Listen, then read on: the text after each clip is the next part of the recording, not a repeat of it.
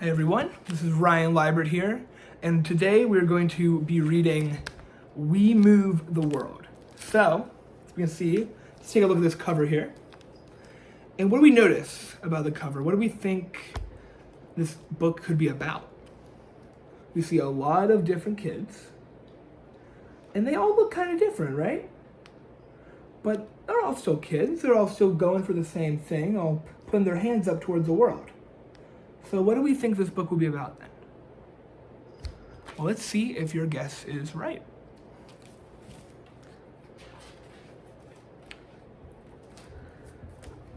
First words and first steps. We stretch, we grow. Reaching and climbing, we wonder and play. At home and school, we stand up, we show up. In big and small ways, we move the world. So here's that first picture there. And we see that it's pretty similar to the cover, just from behind, right?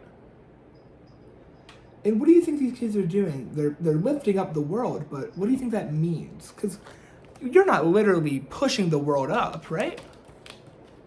Oh, there's my cat. We say our first words, we use our voices for equality. Supreme Court Justices Ruth Bader Ginsburg, Sonia Sotomayor, and Elena Kagan have all worked to ensure we are all treated fairly under law. We take our first steps, we walk on the moon. Astronauts Buzz Aldrin and Neil Armstrong were the first to step surface on the moon in 1969. So here's that first picture, and here's that second. And we know that they just made a comparison. Do you guys know what a comparison is? It's when we take two things and we see how they're alike and how they're different. So it says on here that we say our first words and we use our voices for equality, and then it gives us an example of people who use their words as their job. And we take our first steps, we walk on the moon, because they took the first steps on the moon. So what do we think this book is gonna be all about then? It's gonna have in it a bunch. Because we can see here it's got a couple of these comparisons already. Do you think that whole book's gonna be full of them? We jump in puddles, we leap over obstacles. Misty Copeland made history when she became the first African-American principal ballerina in the American Ballet Theater. So here's another one with a great example. We see two kids running around playing, and then we see someone who does that professionally. Is there anything that you guys do at home that you love doing? Running and jumping around or playing a certain game? Because you can probably think of a job or something that you can use that relates to that, right? Like they like to jump and play, and how much jumping do the ballerina have to do? A lot, right? We sing our hearts out, we unite our voices in harmony. On one night in 1985, dozens of famous singers came together to record the song We Are the World, which raised over $60 million to help fix the growing hunger problem in Africa. So it's pretty cool that people were able to sing and change the world with it. And do we think that might be how it means when we move the world? When we move the world, we're not pushing it, but we might be changing it, right? We draw a picture all by ourselves. We create a memorial with others. First displayed in 1987, the AIDS Memorial Quilt honors the 32 million lives that have been lost to AIDS. So there's another great picture there. And I asked you earlier if you had anything that you like to do for fun that you think you could do in the real world. Well, let's think about that again. Because you guys like to draw, I'm sure, right? Everyone likes to draw. Could you imagine that if you were drawing, it could raise money for something super important?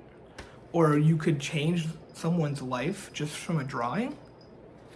Do you guys know of any other drawings that are really important to anything?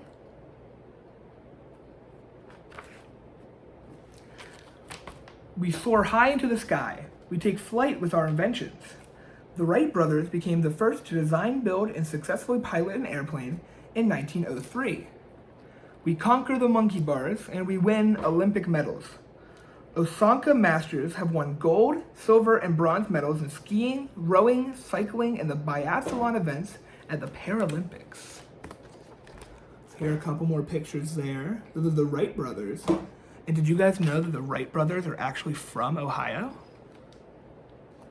And here's the Paralympics. Have you guys ever heard of the Paralympics? It's like the Olympics where everyone has to play a bunch of sports, but it's for people who have some sort of disability. Maybe they don't have an arm, but they still can throw. So it shows that even though we're different, we can still all do the same things, right? Do you guys have anything that you thought you couldn't do before, but now you know you can after working on it? We search for seashells on the shore, and we dive deep to expand our world.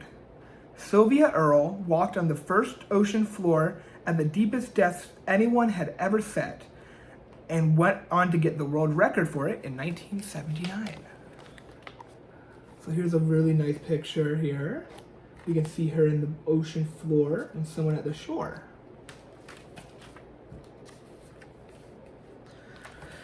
We share with friends, we encourage kindness. Fred Rogers started the television program Mr. Rogers' Neighborhood in 1968. Decades later, his vision for compassion continues. So here's a great picture there. And do you guys have any TV shows that you think have taught you something cool? Because Fred Rogers had this Mr. Rogers' Neighborhood show, which I love. And it would teach kids a whole bunch of things. And I'm sure you guys have seen shows like that too, right? Have you guys ever learned anything really cool from that? We plant flowers and we sow the seeds for change. Wangari Maathai founded the Green Belt Movement in 1977, an organization that planted 30 million trees. Here's that. So we keep seeing all these people are doing something that helps others, right? But when they're helping others, they're using things that they may have learned to do as a young kid, or they may love doing, and they love helping others too, so it goes together perfectly. What's the time that you guys have helped someone else? Have you guys ever helped someone when they fell, or been there when someone was sad? Anything like that? We solve puzzles, we hold the key. Native American code talkers were critical in both world wars, the Korean War and the Vietnam War, because they used their own indigenous languages to communicate secret messages to Allied troops, saving thousands of lives. And here's that picture right there.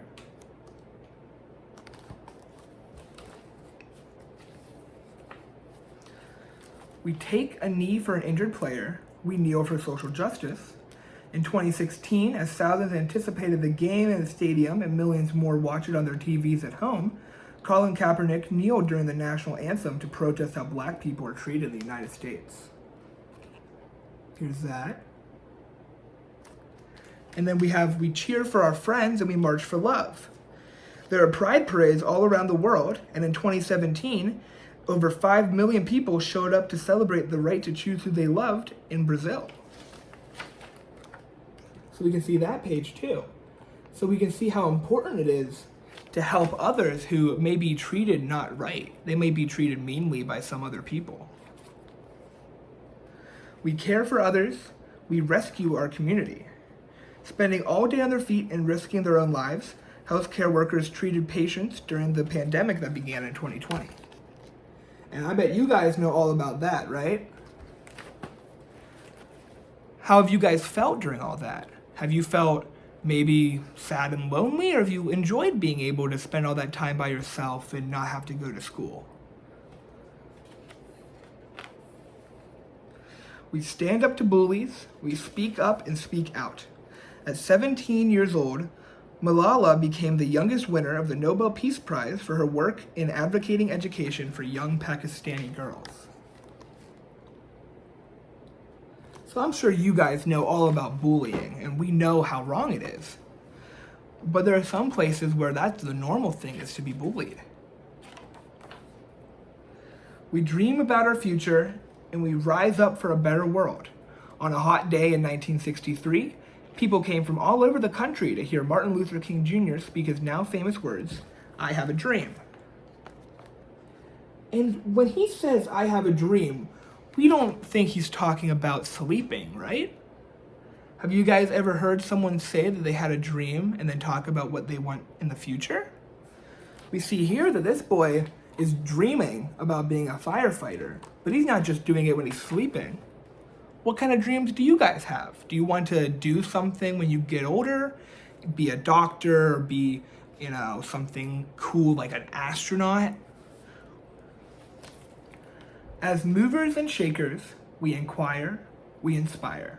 As artists and activists, we persist and resist. And as dreamers and doers, we believe and achieve.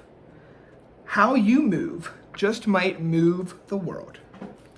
So here we are back to that first picture we saw. And we see even more kids now. So what did we think about that book? At the end, when we saw all of those other kids, what did it make you think about? That you could be one of those kids too who helps move the world? A lot of people do a lot of great things, and you guys could do some great things too. What are some ideas you guys might have that you could do to help people or help your community? Maybe have something like a day where you help feed homeless people, or a day where you go and help out the firefighters, maybe give them some lunch. Who knows? There's plenty of things you guys can do, and anyone can do, to help change the world, even in small ways or in big ways. And I want you guys to think about those ways that you think that you could move the world. That's all for today. Have a great rest of your day.